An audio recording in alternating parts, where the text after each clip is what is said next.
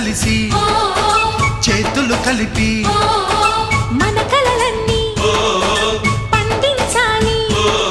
ఒక చోట పుట్టని కోడళ్ళు అయ్యారు అమ్మకే కూతుళ్ళు. త్వరలోని ముద్దుగా పుడతారు ఈ తాత పోలికల మనవళ్ళు. ఈ సంతోషాలు సరదాలే మా పండుగలు.